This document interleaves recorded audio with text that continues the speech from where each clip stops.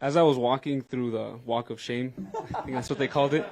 I started I started getting like called from them, like being yelled at, and then eventually I got called brown. Yep. So I don't know what that means, because they were saying how they were like how we are white supremacists. Then they called me brown, and I was on the wrong side. That's what they were saying.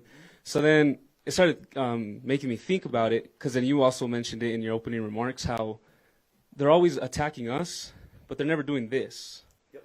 Right? And so I wanted to like kind of know your thoughts on that, on why is it that they don't have stuff like this, how they're always focused on just trying not to let us do this, but they're not focused on doing it themselves.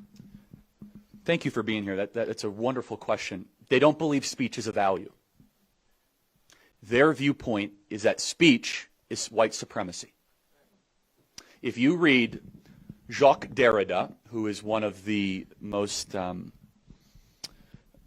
cited, thank you, that's well said. He's one of the most cited and influential postmodernist thinkers of the last 50 or 60 years. He had a term that I kind of blitzed through, okay, where he said the West is phallo-logo-centric.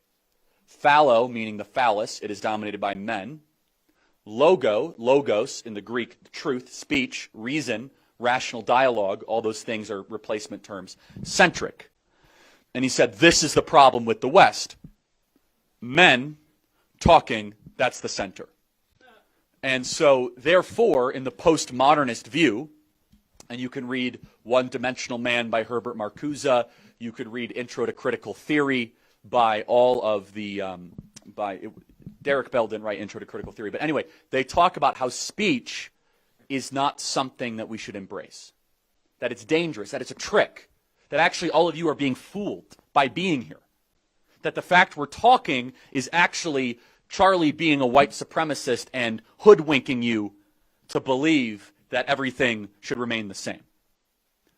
I find that to be laughable and objectionable. That's a growing view in America. That's what used to run Twitter. Doesn't anymore, thanks to Elon Musk. Elon Musk believes in speech. Praise God he does. It's a big deal. Because every single totalitarian regime has two things in common. They must shut up people who disagree with them, always.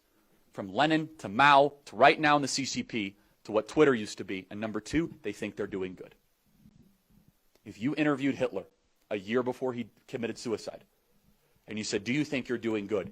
He's convinced he was doing the right thing. Everyone out there thinks they're doing the right thing. You know how you find out? You got to defend your position against someone who disagrees. Speech. If you don't talk, you get radical very quickly. And that's what's happening in our country.